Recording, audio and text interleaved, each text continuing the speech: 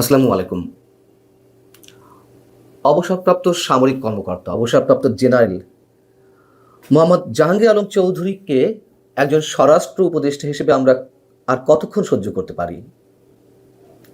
ছাত্রলীগ নেতা সাদ্দামের স্ত্রী এবং সন্তানের মরদেহ দেখার জন্য তাকে যখন প্যারোলে মুক্তি দেওয়া হলো না, উল্টো স্ত্রী এবং সন্তানের লাশ নিয়ে যাওয়া হলো জেল গেটে। সেই বিষয়টি নিয়ে গত 2 দিন যখন সারা দেশ তোলপাড়, মানুষের চোখ দিয়ে পানি ঝরছে, সেই মুহূর্তে এই বিষয়ে নির্দয়ের মতো কোনো মন্তব্য করতে চাইলেন না, কোনো কথা শুনতে চাইলেন না এই স্বরাষ্ট্র উপদেষ্টা। সরকার যে একের পর এক নানান ধরনের নির্মম কর্মকাণ্ডের দৃষ্টান্ত স্থাপন করছে, আসলে তারা বলবেই বা কি? কতক্ষণ আর শাক দিয়ে মাছ ঢাকার চেষ্টা করা যেতে পারে? ঘটনাটা একটু ছোট্ট করে বলি আপনাদেরকে। সচিবালয়ে সোমবার এই স্বরাষ্ট্র উপদেষ্টা বা কৃষি উপদেষ্টা দায়িত্ব রয়েছেন তিনি, কৃষি বিষয়ে কৃষি মন্ত্রণালয়ের কনফারেন্স রুমে একটি সংবাদ সম্মেলনের আয়োজনে উপস্থিত ছিলেন। সেই সংবাদ সম্মেলন শেষে সাংবাদিকরা প্রশ্ন করছিলেন যে যশোরের কেন্দ্রীয় কারাগারের সামনে যে সন্তান শুধু এই পর্যন্ত বলেছে, তাতেই তিনি ক্ষুব্ধ হয়ে উঠলেন। তিনি বললেন, যা কৃষি বিষয়ে প্রশ্ন করেন, কৃষির বিষয়ে প্রশ্ন করলে আমি উত্তর দিব, আমি কৃষি ছাড়া বলবো না।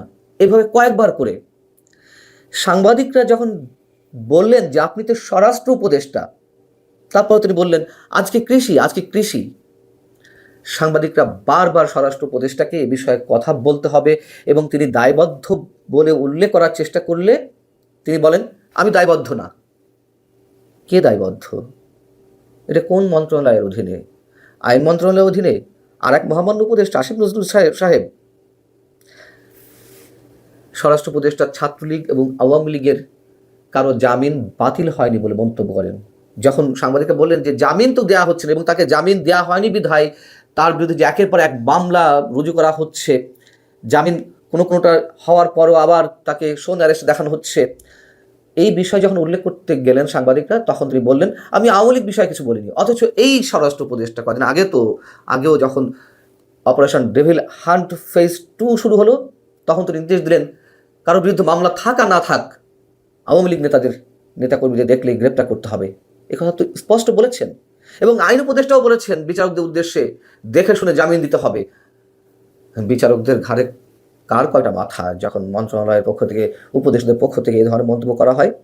যাই হোক, সাংবাদিকরা যখন স্বরাষ্ট্র উপদেষ্টাকে বললেন স্যার এটা একটা অমানবিক বিষয়, আপনাকে শুনতে হবে, তখন তিনি আবারও বললেন কৃষির উপরে কথা বলেন, কৃষি ছাড়া কোনো কথা হবে না।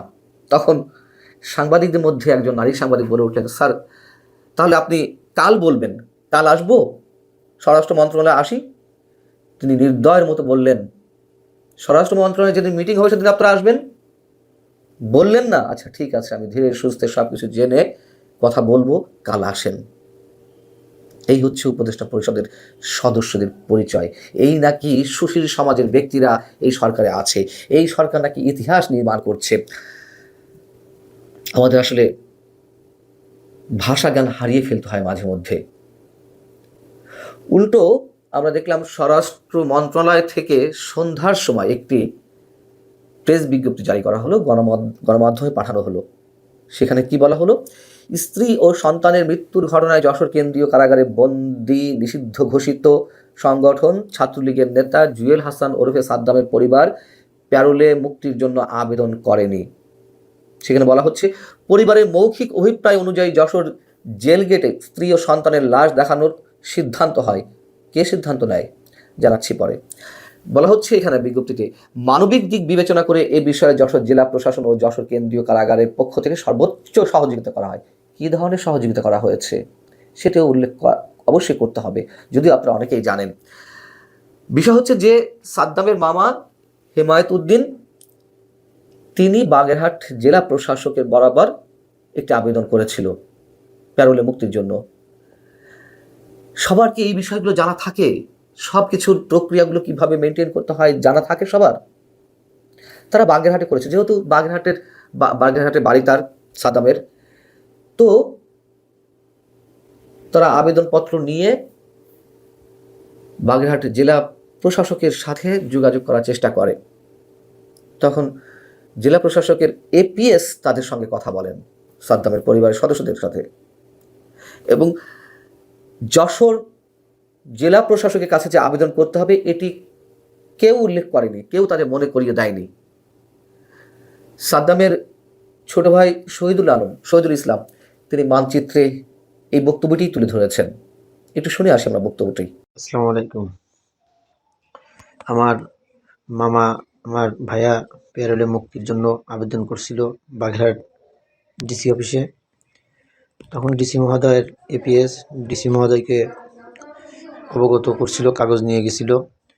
তখন ডিসি মহোদয় মেনশন করে দিয়েছিল জেলারকে। তখন জেলার সঙ্গে ডিসি মহোদয়ের এপিএস কথা বলছে।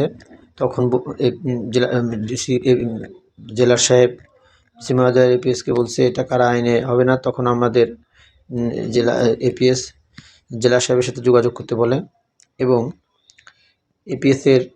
এপিএসকে মামা জিজ্ঞেস করে যে কোনোরকম কোনো ওয়ে আছে কি না। তখন বলছে যে কোনোরকম কোনো ওয়ে, জেলার সাহেবের সাথে যোগাযোগ করেন। জেলার সাহেবের কাছে গেলে জেলার সাহেব বলছে যে না, কোনোরকম কোনো ওয়ে নাই, আপনারা বড়জোর লাশটা নিয়ে যে দেখায় আসতে পারেন, এই ব্যবস্থা আমি করে দিতে পারি। তাও 4জন লোক যাবেন, 2 থেকে 3 মিনিট বা সর্বোচ্চ 5 মিনিট সময় পাবেন। আর আপনাদের কাছে আমার একটা প্রশ্ন থাকলো, আমরা 6-7 ঘন্টা আমরা লাশ নিয়ে যেতে পারছি, আমরা কি যশোরের কথা যদি বলতো তাহলে আমরা কি যশোর যেতে পারতাম না? যে আমরা কি অ্যাপ্লিকেশনটা দিতে পারতাম না? তারা আমাদের এ বিষয়ে কোনো অবগত করে নাই যে এটা যশোরের বিষয়, আপনারা যশোরে যোগাযোগ করেন। এমনকি ভাইরাল হওয়া ছবিতে নিশ্চয়ই আপনারা এও খেয়াল করেছেন যে জেল গেটের মধ্যে যখন সাদ্দামের স্ত্রী এবং সন্তানের মরদেহ রাখা এবং তাদের দিকে সাদ্দাম ফ্যালফাল দৃষ্টিতে তাকিয়ে আছে, তার হাত দুটি কিন্তু পেছন থেকে বাঁধা ছিল। কি হতো হ্যান্ডকাপকে খুলে দিলে? সে তো জেলের গেটের মধ্যেই ছিল, শত শত পুলিশ প্রহরা। হ্যান্ডকাপ খুলে দিলে সে সবাইকে পাশ কাটিয়ে দৌড়ে পালাতে পারত, সবার উপরে ঝাঁপিয়ে পড়তো। এমনকি সকালে সাদ্দামের ছোট ভাই শহীদুল ইসলাম যখন মানচিত্র চ্যানেলে যে ইন্টারভিউ দিয়েছে আপনারা অনেকেই দেখেছেন, সেখানে তিনি বলেছেন যে এত কষ্ট করে যাওয়ার পরও স্ত্রী এবং সন্তানের লাশ দেখার জন্য 10 মিনিট সময় চাওয়া হয়েছিল, জেল কর্তৃপক্ষ 2 মিনিট সময় দিয়েছিল। তারা অনেক বাক বিতণ্ডার পরে 5 মিনিট পর্যন্ত রাখতে পেরেছিল। কি নির্দয় এই রাষ্ট্র ব্যবস্থা! আর এই স্বরাষ্ট্র উপদেষ্টা এত কথা বলেন, কিন্তু এই বিষয়ে কথা বলতে চাইলেন না। রাত 2টার সময়ও তিনি তার নিজের বাড়িতে সংবাদ সম্মেলনের নামে সাংবাদিকদের ডেকে কথা বলেন, যখন তার পদত্যাগের দাবি ওঠে বিভিন্ন জায়গা থেকে। লুট হওয়া অস্ত্র উদ্ধার করতে না পারার ব্যর্থতা ঢাকতে তিনি কি মন্তব্য করলেন কদিন আগে? তিনি বললেন, লুট হওয়া সব অস্ত্র উদ্ধার হয়নি, তবে সেই অস্ত্রগুলো নির্বাচনে ব্যবহার করা হবে না। তার মানে কি তিনি জানেন যে অস্ত্রগুলো কোথায়? সেগুলো ব্যবহার হবে না তার নিশ্চয়তা তিনি দেন কিভাবে? আমাদের আসলে সব বিষয়ে মন্তব্য করতে গেলে আসলে মন্তব্য করা ঠিক না, মানে এটুকুই বলতে চাচ্ছি। বলছিলাম যে আমরা ভাষা জ্ঞান হারিয়ে ফেলি। আল্লাহ হাফিজ।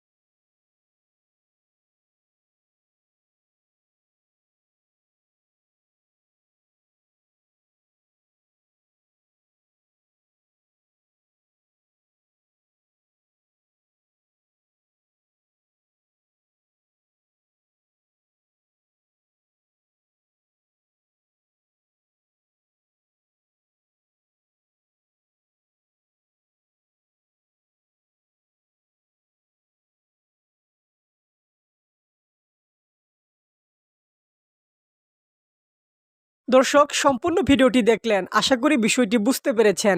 এই নিয়ে আপনার গুরুত্বপূর্ণ মন্তব্যটি অবশ্যই কমেন্ট বক্সে জানিয়ে দিবেন। ধন্যবাদ।